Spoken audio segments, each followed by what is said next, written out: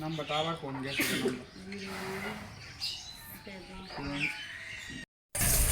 আসসালামু আলাইকুম দর্শক, আলতাফ এগ্রোবিডি ইউটিউব চ্যানেলে আপনাদের সবাইকে স্বাগতম। দেশ এবং দেশের বাইরে যে যেখান থেকে আমার এই চ্যানেলটি দেখছেন তাদের সবাইকে আমার এই চ্যানেলে আন্তরিক শুভেচ্ছা এবং অভিনন্দন। আজ আমরা চলে এসেছি নারান্দি হিন্দুপাড়া বর্মনবাড়ির পাশে পল্লীবন্ধু দুগ্ধ খামারে।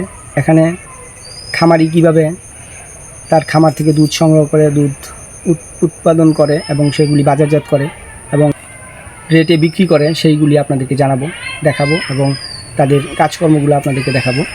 আর আমি যে এখানে দাঁড়িয়ে রয়েছি এটা হচ্ছে পল্লীবন্ধু দুগ্ধ খামারের একটা ঘাস উৎপাদন করার জমি।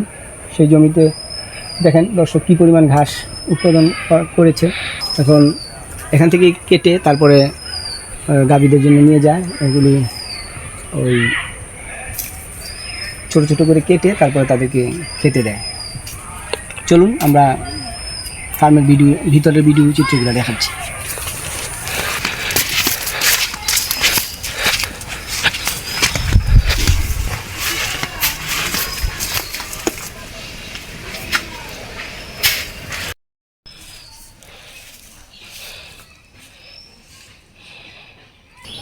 দর্শক, দুধ সংগ্রহ করার জন্য এখানে দুটো ফ্রিজ রাখা হয়েছে। ওখান থেকে দুধ দোহানোর পরে যদি বিক্রি শেষ না হয় তাহলে এটার মধ্যে সাময়িক সময়ের জন্য রাখা হয়, তারপর সেখান থেকে আবার বিক্রির জন্য নিয়ে যাওয়া হয়। আর এগুলো হচ্ছে বোতল প্যাকেট করা। এই বোতলের মধ্যে ভরে সাধারণত কেউ যদি খুচরা পর্যায়ে দুধ নিতে চায় তাহলে এখান থেকে দুধ নিতে পারে। দর্শক, এখানে খামারের মধ্যে একটুকু জায়গায় কিছু লাল শাকও করা হয়েছে, সাদা শাক, লালও আছে কিছু, সাদা আছে, দুটোর মিশ্রণ আর কি। আর এখানে একটা কুমড়া গাছও আছে। এখানে আছে কিছু টমেটো গাছ যেগুলি কিছুক্ষণ আগে লাগিয়েছে।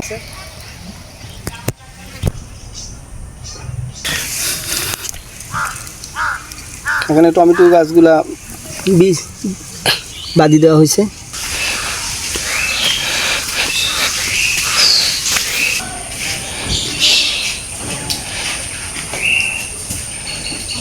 আসসালামু আলাইকুম। ওয়ালাইকুম আসসালাম। কেমন আছেন? ভালো আছে। আপনার নাম কি? আমার নাম মোহাম্মদ সুজান। আমি আসছিলাম আলতাফ এগ্রোবিডি ইউটিউব চ্যানেল থেকে।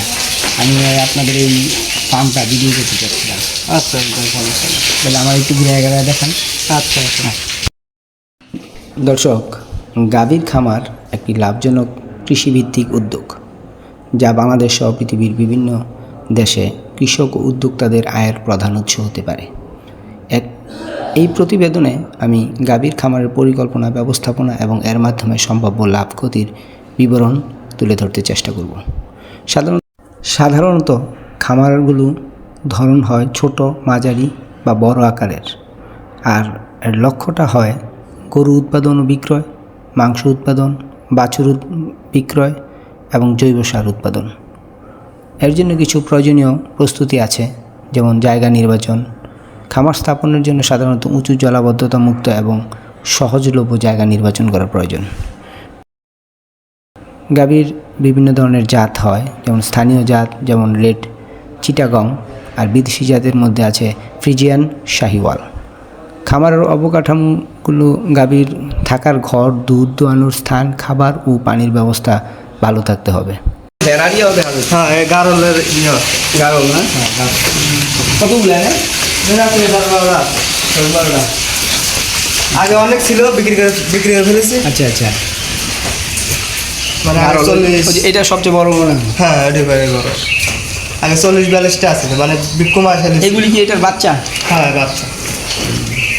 এটা কি কী ধরনের খাবার দেন এদিকে? তো দানাদার খাদ্য, মানে গম বসি, ফ্যাশারি বসি, এগুলি মিক্স করে আর দিয়ে দেন।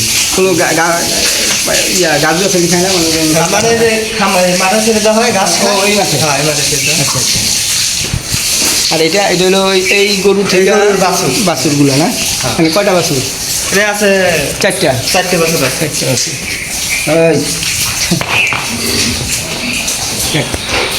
এই সাইডে সব কি গাভী? এই সাইডটা ধরেন যে 3টা গাভী আছে। তিনটা গাভি। আর 3টা গাভি আছে, 1টা 2টা 3টা। দুধ দোয়ান কোন মুরগি আছে? এই 3টাই দুধ দুধ দোয়ান না? প্রতিদিন কয় লিটার দুধ পাওয়া যায়? প্রতিদিন ধরেন যে 120 কেজি, 120 কেজি দুধ হয় সকালে বিকালে? সকাল বিকালে। কয়টা গাভি থেকে? 13টা গাভি আছে। 13টা গাভি থেকে 120-30 লিটার দুধ হ্যাঁ। পাওয়া যায়। বাজার মূল্য কেমন দুধের? বাজার মূল্য আগে ধরেন যে এখন ধরে বর্তমান 70 টাকা কেজি, আগে ধরেন 80-90 টাকা আসছিল। আচ্ছা। শীতের সময় একটু ওয়েট করে। শীতের সময় একটু কম থাকে। এখন দুধ কি নিয়ে যেতে হয় মানে বাজারে, না এখান মানে থেকে নিয়ে যায়? ওটার দ্বারা আছে, মানে যখন ঠিক আছে এখন বাজারে বিক্রি করা হয়, লোক রাখা আছে একটা। আচ্ছা, ওইখানে দেখলাম ওই যে প্যাকেট করা আছে। হ্যাঁ, হ্যাঁ। ওইখান থেকে মনে হয় অতিরিক্ত দুধ অতিরিক্ত বেশি হলে ফ্রিজে পরে সংরক্ষণ করে তারপরে কেউ যদি অর্ডার দেয় তাহলে ওইখানে পাঠাবে। হ্যাঁ,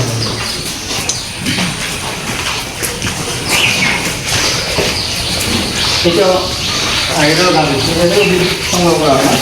আর এগুলো কোয়ালিটি মানে এক থেকে জায়গায় ভরেছিল 7 মাস গাভি, এটা 7 মাসের গাড়ি। 7 মাসের গাভি।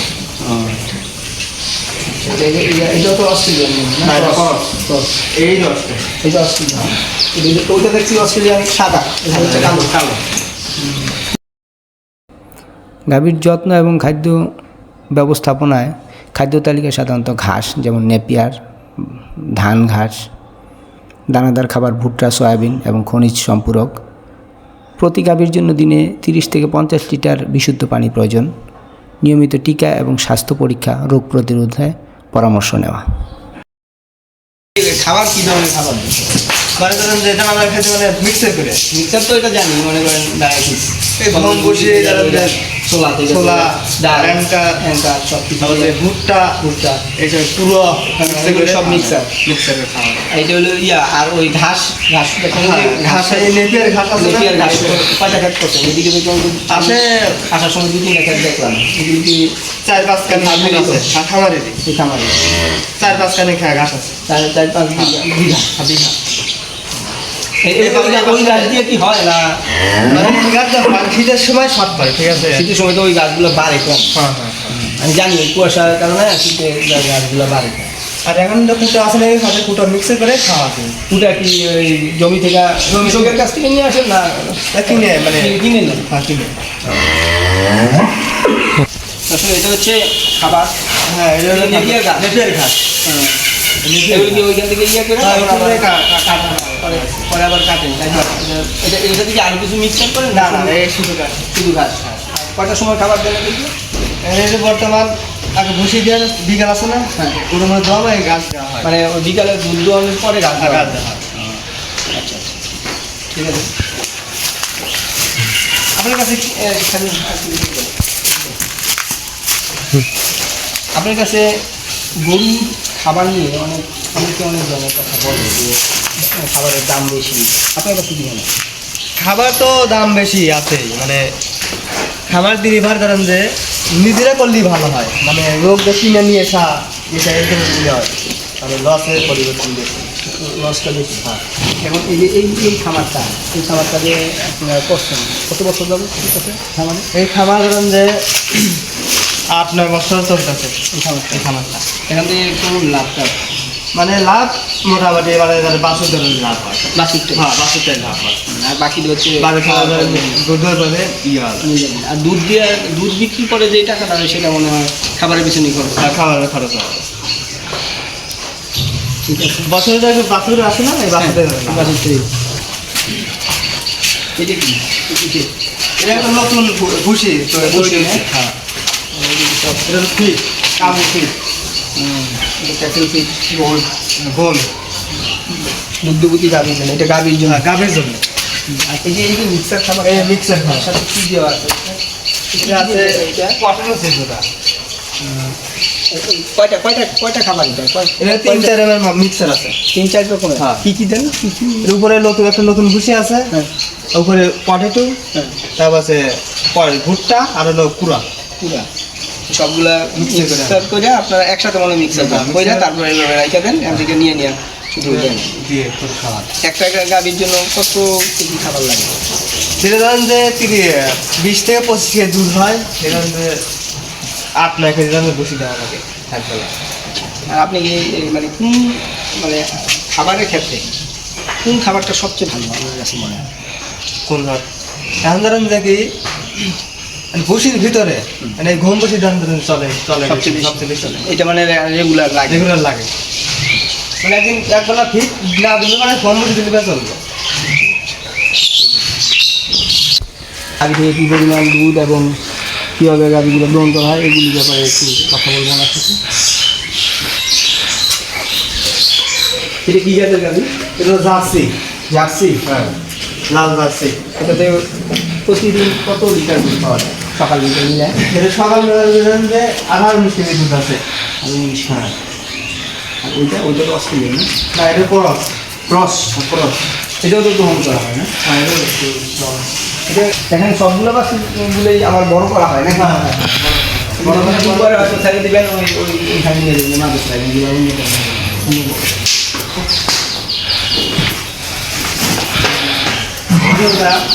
কোনটা 30 কেজি।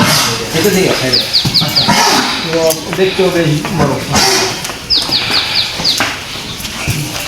মানে আবার আবার দিয়ে দেবো আবার আবার দিয়ে দেবো। হ্যাঁ, এটা এখনো দুধ না দুধ হয় না আর 3 মাস পরে দুধ দিবে। আর এই খাবারের ভিতরে ধরেন এই সেরা সবচেয়ে সেরা। এটা হলো গাভীর বাচ্চাগুলা, বাচ্চাগুলা সবগুলো নয়টা বাচ্চা। এইগুলো আছে এগুলো আস্তে আস্তে বড় হলো। হ্যাঁ বাইরে বেশি বয়স নেই তো। কত বছর কত কয় মাস হবে এগুলি? এটা 3-4-5-6 মাস হয়ে গেছে। 7 মাস এটা না? আর এগুলি আর এগুলো 1.5 মাস হলো। সব কিছু রকম নেই তো? হ্যাঁ এইগুলো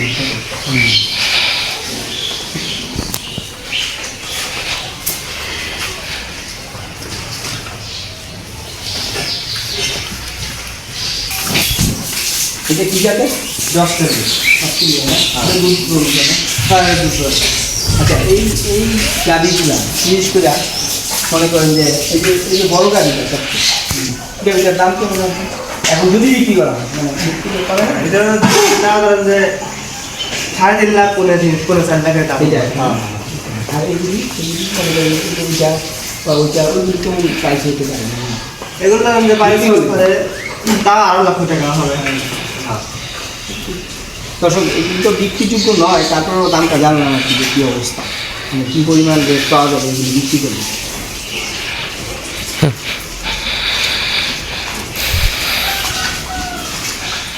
এগুলো কি আছে না? এটা গাবি যেটা 15 করে দিয়ে দিই। এটা দুটো আনা এটা কি জাতের? এটা জার্সি। জার্সি। হ্যাঁ মেইন জার্সি। মানে এই দুই জাতের গরু আছে আপনার কাছে? জার্সি আর হলো ক্রস আর ক্রস তিন জাতের গরু আছে। এটা ক্রস না? আর ওইটা এটা জার্সি। জার্সি। এগুলো দুই জন এটা পুরো আর এটা জার্সি এটা বাচ্চা। এইটার বাচ্চা এটা? এটা মা এটা বাচ্চা। এটা কি আবার বাচ্চা দিবে? আর এটা বাচ্চা দিছে বাচ্চা। হ্যাঁ আছে। আর এইটা? এটা বাচ্চা আছে। দর্শক, আপনারা দেখলেন পল্লীবন্ধু দুগ্ধ খামারের একটা প্রতিবেদনে আমি এখানে বিভিন্ন ধরনের গাভী এবং গরু দাম সহ এবং কী পরিমাণ দুধ উৎপন্ন করা হয় সব সহ আপনাদের সামনে আলোচনা করলাম। আপনারা দেখলেন এবং এখানকার আমি যতটুকু জানি, আমি বিভিন্ন সময় এখান থেকে দুধ নিয়েছি, বেশ ভালো দুধগুলো এবং দুধ খুবই ভালো দুধ, যেমন ঘন এবং খেতেও স্বাদ। আপনারা আসবেন, এখান থেকে দুধ সংগ্রহ করে নিয়ে যাবেন। দুধ কটা থেকে কটা পর্যন্ত? বিকাল 4টার দিকে 4টা পর্যন্ত। বিকালে যদি আসেন তাহলে 4টার পরে, আর সকালে সকালের পরে 7টা-8টার দিকে আসেন। 8টার দিকে আসলে আপনার এখান খামার থেকে দুধ নিজে দেখে সংগ্রহ করতে পারবেন বাড়িতে নিয়ে যাওয়ার জন্য। ধন্যবাদ দর্শক, ভিডিওটি দেখার জন্য। আমাদের সাথেই থাকুন এবং আলতা ব্যাগদের সাথে থাকুন। আসসালামু আলাইকুম।